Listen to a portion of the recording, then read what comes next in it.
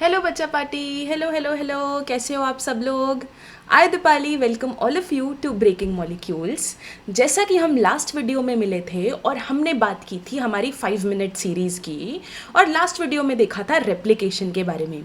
तो सबको याद है रेप्लिकेशन क्या होता है?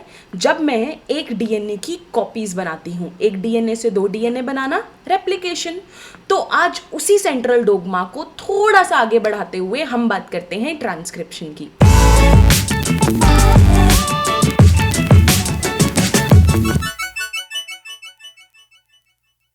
अब ट्रांसक्रिप्शन क्या होता है? हम ट्रांसक्रिप्शन के अंदर डीएनए पे कंटेन होने वाली इंफॉर्मेशन को आरएनए में बदलते हैं। बट डीएनए ठहरा double stranded, RNA single stranded. तो डीएनए की एक स्ट्रैंड ही ट्रांसक्राइब होकर आरएनए बनाएगी। अब आप बोलोगे मैम ऐसा क्यों, हमें तो चाहिए कि दोनों स्ट्रैंड्स आरएनए बनाए। अब दोनों स्ट्रैंड्स आरएनए क्यों नहीं बना सकती, ये देखते हैं।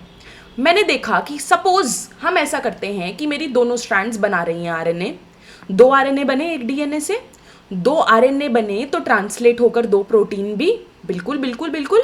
तो एक डीएनए से 2 प्रोटीन बन रहे हैं बेटा, इससे तो मेरी जेनेटिक मशीनरी पूरी कॉम्प्लिकेट हो गई।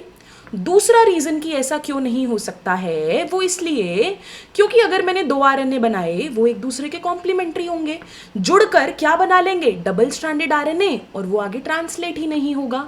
इसलिए बेटा ट्रांसक्रिप्शन के प्रोसेस में डीएनए की एक स्ट्रैंड की इंफॉर्मेशन आरएनए में ट्रांसक्राइब होती है। ये किस प्रिंसिपल पर बेस्ड है? अगला पॉइंट, ये बेस्ड है कॉम्प्लीमेंटारिटी के प्रिंसिपल पर। आप सबने देखा डीएनए के स्ट्रक्चर में double helical structure A T के साथ सी जी के साथ बेस पेयर कर रहा है, बट यहाँ पर ए किसके साथ बेस पेयर करेगा बेटा? यूरेसिल के साथ, ना कि थाइमीन के साथ। अब मैं बोलूं कि ट्रांसक्रिप्शन की यूनिट आखिर दिखती कैसे है, तो अगर मैं डीएनए पर कुछ रीजन्स लोकेट कर लूं, जैसे कि पहला रीजन प्रमोटर, दूसरा स्ट्रक्चरल जीन, तीसरा टर्मिनेटर, तो इन तीनों को मिला के मैं बोल दूंगी एक ट्रांसक्रिप्शनल यूनिट। बेटा प्रमोटर वो जगह है जहां पर मेरी ट्रांसक्रिप्शन की स्टार्ट साइट है, और ये होता है 5' अपस्ट्रीम। अपस्ट्रीम मतलब मैं लेफ्ट डायरेक्शन की बात कर रही हूं, और डीएनए को मैं कोड तो करती हूं 5' to 3' स्ट्रैंड्स ऐसे। तो जो मेरा प्रमोटर है वो 5' अपस्ट्रीम एंड पर प्रेजेंट है, and it promotes the start, it marks the start of transcription. Terminator जैसे कि नाम से क्लियर है बेटा, ये क्या करता है? मेरे ट्रांसक्रिप्शन को टर्मिनेट कराता है, ये 3' और डाउनस्ट्रीम यानी कि राइट हैंड साइड पड़ता है। अब डीएनए का वो पार्ट जो एक्चुअली ट्रांसक्राइब होता है उसे हम बोलते हैं स्ट्रक्चरल जीन। बेटा इन तीनों एलिमेंट्स के अलावा प्रमोटर के अपस्ट्रीम या डाउनस्ट्रीम कुछ रेगुलेटरी सीक्वेंसेस भी हो सकते हैं। ये थी मेरी ट्रांसक्रिप्शन यूनिट। अब आप बोलोगे मैम ये तो यूनिट हो गई, ये तो डीएनए के पार्ट्स बता दिए आपने, रीजन बता दिए, अब ट्रांसक्रिप्शन करेगा कौन?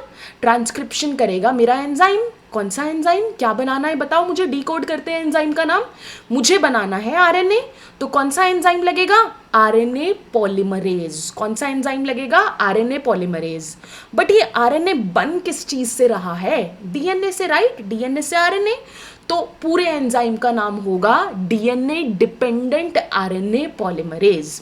अब इस एंजाइम का भी नखरा कि भाई मैं तो 5 to 3' डायरेक्शन में ही राइबोन्यूक्लियोटाइड्स ऐड करूंगा आरएनए बनाने के लिए।